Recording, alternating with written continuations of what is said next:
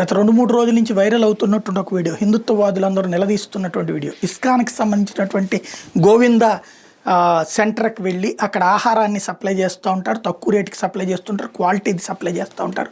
అక్కడికి వెళ్ళినటువంటి ఒక అతను ఏది మాంసాన్ని తీసుకెళ్ళి, ఏది కేఎఫ్సీకి సంబంధించినటువంటి ఫుడ్ ప్యాకెట్ తీసుకెళ్ళి ఇక్కడ నాన్ వెజ్ దొరుకుతుందంటే అక్కడ ఉన్నటువంటి వాళ్ళు దొరకదు అని చెప్తే, తింటావా అని చెప్పి ఆయన ప్యాకెట్ తీసి అందరి ఎదురుగా కావాలని ఆ టిఫిన్ పాయింట్ పైనే పెట్టుకుని తింటున్నటువంటిది. దాని మీద ప్రపంచమంతా కూడా బాగా వైరల్ అయింది. ఇస్కాన్కి ప్రపంచవ్యాప్తంగా ఉండటంతో పెద్ద ఎత్తున వైరల్ అయింది. ఇప్పుడు అతను బయటకు వచ్చాడు, సెంగ్జో అట అతని పేరు.